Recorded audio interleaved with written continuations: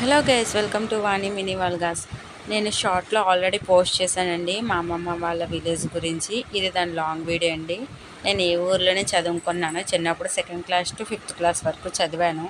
నాకు ఈ ఊరంటే చాలా ఇష్టం. మా తాతయ్య మా అమ్మమ్మ వాళ్ళ అమ్మ అన్నమాట ఆవిడ.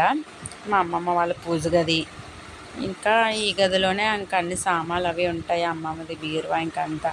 ఈ ఇల్లు మొత్తం పెంకుటిల్లేనండి.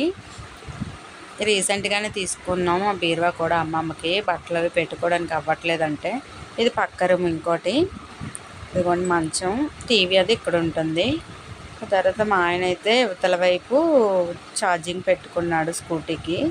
మా అమ్మ పుల్లలు ముందుగానే అరేంజ్ చేసుకొని ఉంచుకుంటుంది, ఎందుకంటే సంక్రాంతికి అది మేము వెళ్తాము, అప్పుడు ఇబ్బంది అవుతుంది అని చెప్పి పనులకి అది వెళ్ళినప్పుడే వెనకాతలు తీసుకొని వస్తుంది అనమాట పుల్లల్ని. ఇంకా అలా పక్కన పెట్టుకుంటుంది. ఇది సరౌండింగ్స్, ఇంకా ఇంటి చుట్టుపక్కల ఈ ప్లేస్ అనమాట.